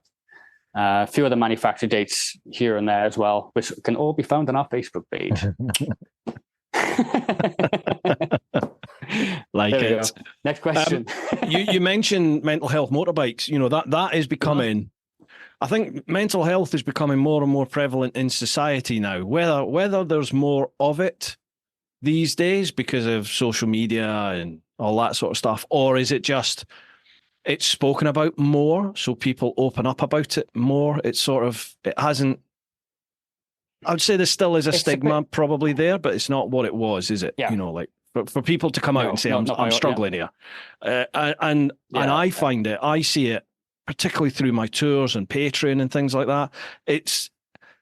it's not all blokes at all by any stretch of the imagination, but a lot of my tours tend to be very cock heavy. It tends to be blokes that come away, and they definitely, you definitely see blokes. Well, I see it now, just blokes opening up, and chatting about things, just what's going on. I see it time and time and time again.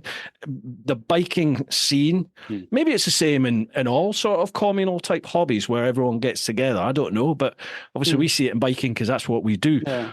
But you definitely do see it, don't you? That when people get together, especially if they don't know each other, but they have that common bond, bikes, that sort of stuff. Bond. Yeah, people just open up and they start chatting, and it can only be healthy, surely, to chat about stuff. Yeah.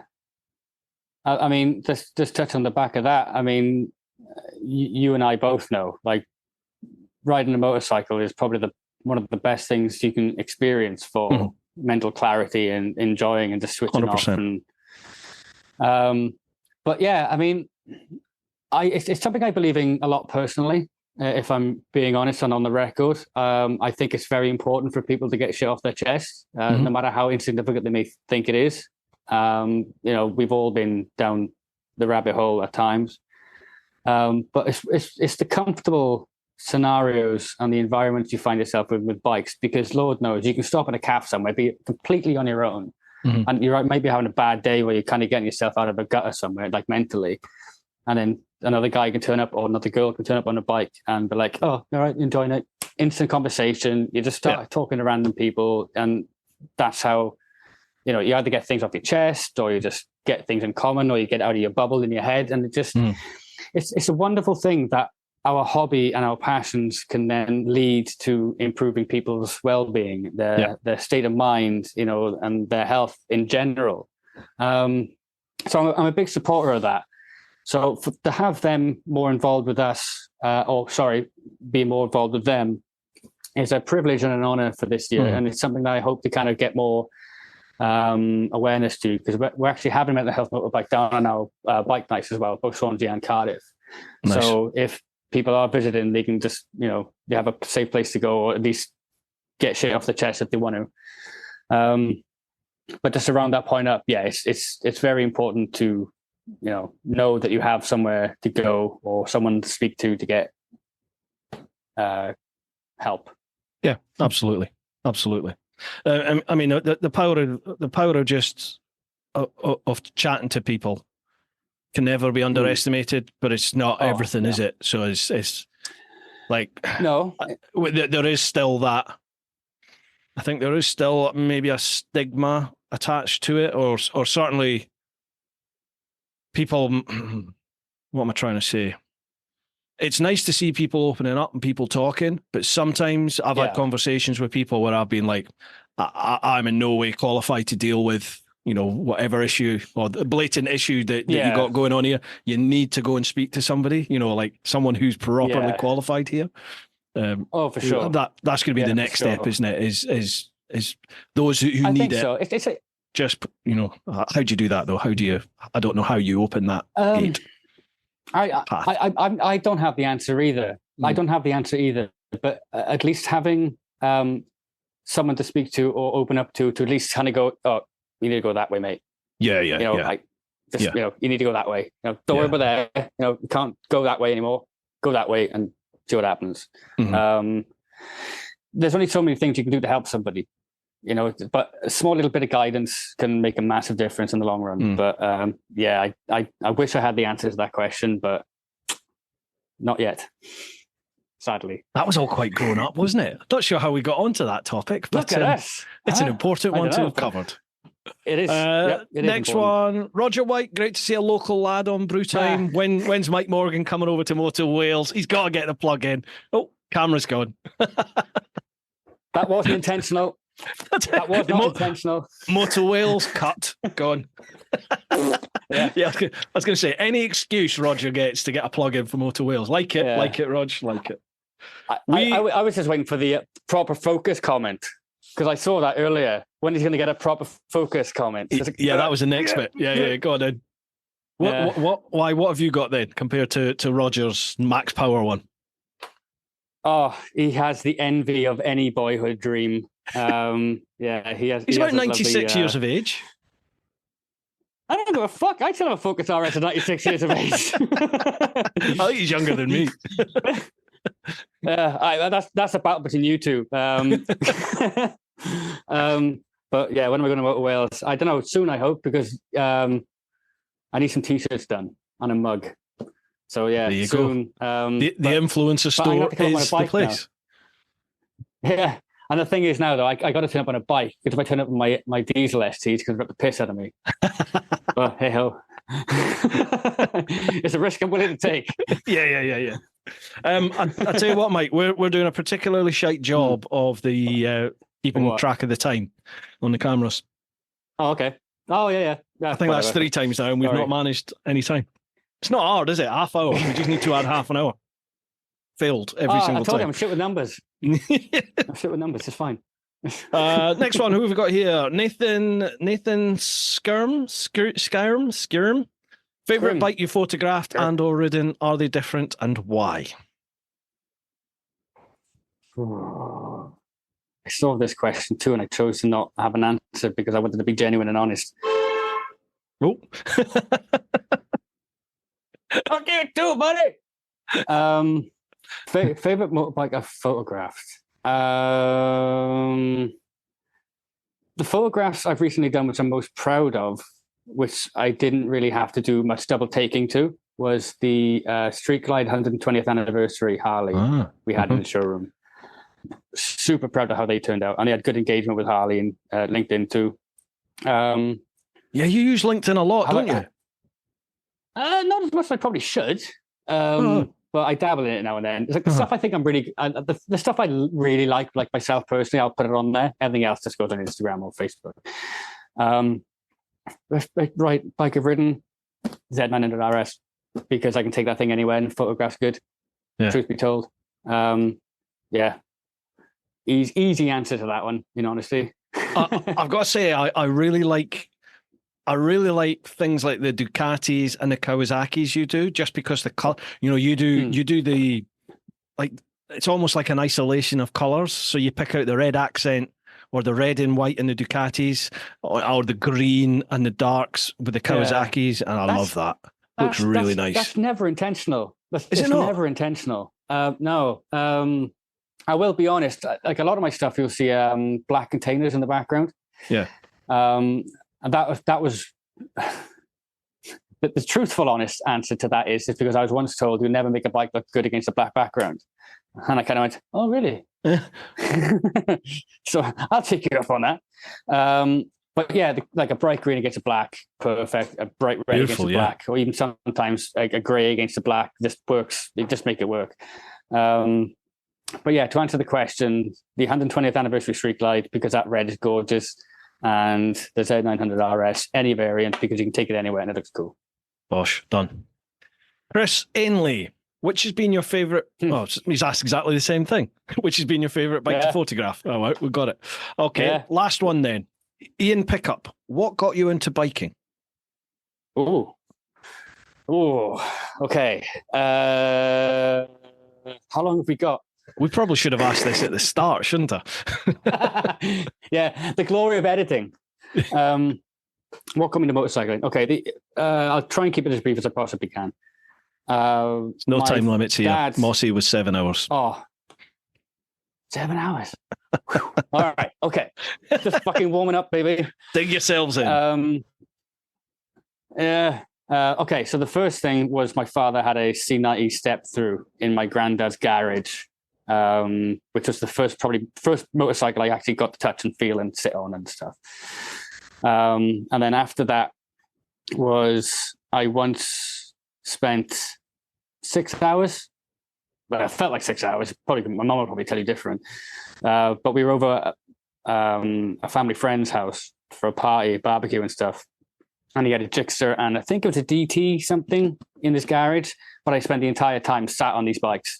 Like, I didn't speak to the family. I didn't speak to friends. I was young. I must have been about 10, 11 maybe. And I literally spent the entire time sat on this bike, making brum brum noises, clutching brakes and all this kind of stuff. And And then as I got older, in college, a friend of mine, Robert Hayward, brought his dad's 916 Ducati into college. And I went, what the fuck is that? Wow. Everyone always says the 916. Because Yeah. it just is, isn't it? It just is. You can argue until the cows come home. It just is. And then, just being around the local town in Casino with just being around bikes. When Grandstand was on TV, remember fucking Grandstand was on BBC Two, and you had the World Superbikes and British Superbikes on one day. Yeah. Watching that with my father, with Colin Edwards, Frankie Keeley, Fogarty era, and then on to like more modern Ben Speed's 2009 era. Just lots of small little influences. I don't have like a rider family. Like none of us raced, or none of us did off road, or none of us did whatever. It was just local influences and just things what I saw, and people who had bikes that I hang out with and stuff. It was more of a natural kind of thing. And then 17 years ago, started working in the industry, and just everything just went batshit crazy. So where do you see it going then? Have you got plans other than obviously this podcast you're going to start? Motherfucker. Where do I see what going? Like motorcycle in general? Just like where's life going to take you? What's your plans? I don't know. Truth be told, I have no idea. I often find myself in a bubble where I kind of think too far ahead and either scare myself or I just turn myself off it.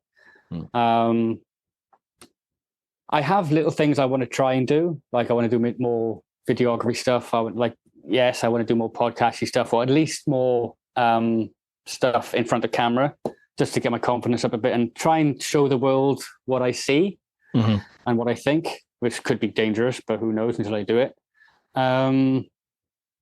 But I don't really have any kind of plan.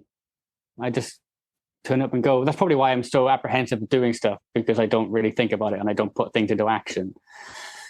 But you strike me as a perfectionist type of personality, where you don't want to put something out there until it's as good as you can possibly make it. Yeah, that's accurate. But how do you get to that point without getting on and just getting to the coal face and getting covered in muck? You just press have the to do upload it. button. That is the biggest hurdle for people, especially for YouTube. Everyone's just like, I haven't got a channel yet because I want to get better, blah blah blah. It's just get on with it, get it done, because as I said, no one's going to watch the early stuff, so just learn your craft in the early days. Just get the videos out there. So do I just make all my early stuff like 2 minutes long then, and then just go like a year later and just put like 30-minute bangers out? I would definitely say less is more, which is rich coming from me, because my vids can be 30 minutes long, 25 minutes long. Like I think for YouTube, for YouTube and big growth on YouTube, you need 5 to 10 minute long vids ultimately. Really? to see the big growth. Less is more, like in terms of length. Hey, because there you go. Because you're gonna get more people. More people will click on a shorter vid than they will on a longer vid, and more people will watch more of a shorter vid than they will of a longer vid. Do you know what I mean? So it's like it's the attention span thing, isn't it? Yeah, it's viewer attention. So if YouTube, let's just go argument's sake, let's say 1,000 people click on a vid, and that vid is 5 minutes long, or no, let's just make it easy. The vid's 10 minutes long. Well, out of those 1,000 people that clicked on the vid, you're probably going to lose 30% of them in the first 10 to 20 seconds, because that's just the way, that's what happens. You just see a big drop initially. If you can hold, ideally, these days, they want you to be holding 80%, 70, 80% viewer retention for the majority of your vid. I never ever get that. Mine's between 40 and 60% most of the time for viewer retention. So, out of that 1,000 people that have just clicked your vid, you're going to have maybe 600, more than likely 500 or 400 people will be watching it for hopefully at least half, if not 3/4 of the vid. Hopefully that's a good vid. That's doing not bad. A lot of them you'll get 20% 30% sort of the vid they'll watch, and it'll be 30% of that 1,000 people will watch for, the third of the vid. That's got to be consciously in your head, though, isn't it? When you're producing stuff or when you're editing stuff, that's got to be the primary focus. Again, it's like, how do I keep this person engaged for, It becomes everything. It eats your very soul away because it's all you're thinking about. When you start YouTube, when you get into YouTube, you become an analytics whore because you will just be looking at the analytics all the time. Input. Totally. And you either have to go, right, I'm giving everything to the analytics and we're just going to be reactive, and I'm going to tailor my filming and editing and brand to what the analytics show, or fuck the analytics, I'm just going to make the stuff I want to make. And I was going along the analytic route for a little while during lockdown because this had just become my full-time job, and it was just like, well, how am I going to grow? I need to grow. And then I suddenly realized I don't actually want to do the stuff that makes the vids grow in the bike sector. Bike reviews, bike launches. They just don't interest me. So I like the trips, I like the social side, and I just make that. Doesn't do massively well in terms of views and analytics. Yeah, but self-satisfaction is probably a lot higher, right? Yeah. And my sort of community that has grown up around the channel and the Teapot brand, I get way more from that in terms of like job satisfaction, if you like, like the comments, you get great comments from people. I do meetups, people come and meet and we go for ride outs, people come on tour, and it's like they've become mates now, which sounds really corny, but I get the same people coming away on tours and meetups all the time, and it's great to see folk, and I just, that's awesome. I'm very fortunate. Fruit of your labour. Yeah, you work hard to get in a position, but I'm in a position now where I really like my life. I really like my job. I'm by no means a YouTube millionaire at all. If things go south next month, then I'm fucked financially and I'll need to get a proper job. But you just keep slogging away at things, and hopefully you can get to a position where you can be comfortable and plan a wee bit ahead. And happy days. It's got to start somewhere, Mike. Get your YouTube channel up and running. Yes. And the podcast. Okay. Yeah. Okay. Do it. I don't have a choice now. This is going to go live, and people are like, "Yeah, what the fuck are you doing, Mike? Get on with it." Like, okay, right, shit, I will. Exactly. I promise. This will be coming out in about 2 or 3 weeks' time, I think. This one. So, folks, what we'll do is I'll put a link down below for Mike's channel and his podcast. It better be ready. You son of a bitch.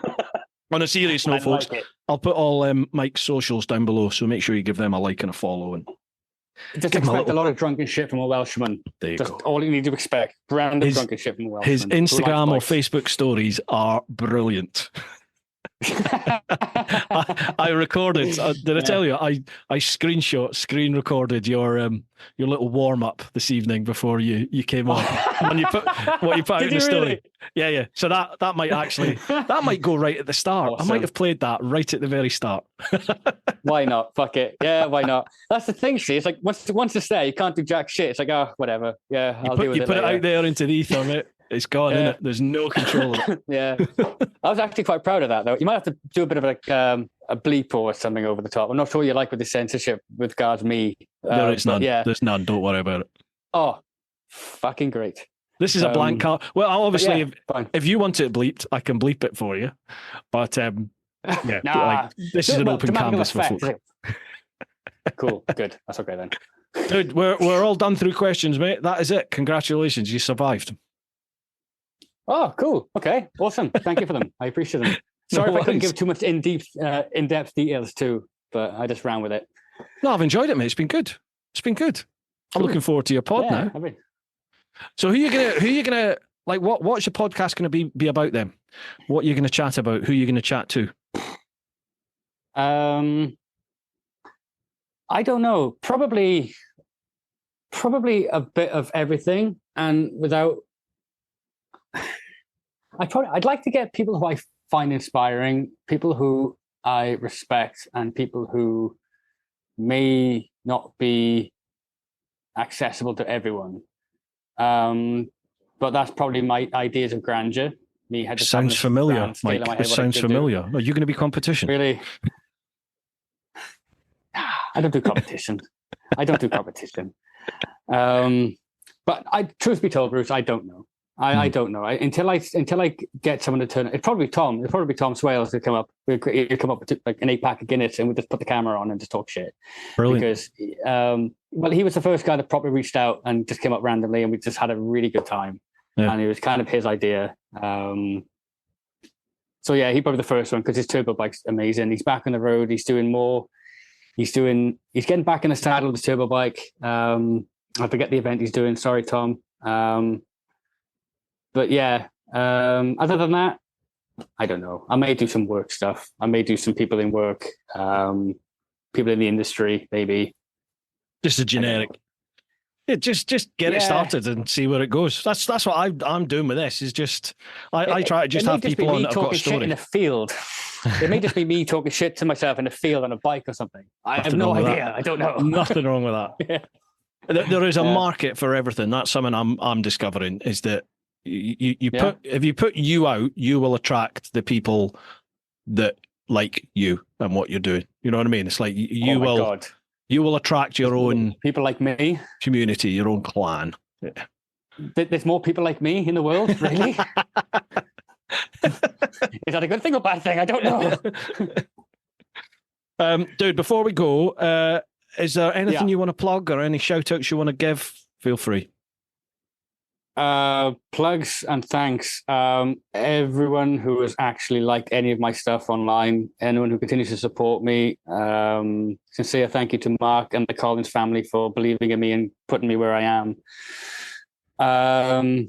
And I've got far too many people to thank online, because if I said one and didn't mention the other, it wouldn't sit right with me. So everybody who gives a shit, likes my stuff and supports me, thank you very much. It is appreciated. Perfect. And apart from that, you for putting me on here and getting me on the camera and talking shit. No, pleasure. Thank you for coming on, mate. Enjoyed it. Hey, I'm going to take you up on coming to M&P, not for riding any of the bikes or anything. It's just I've never been to M&P.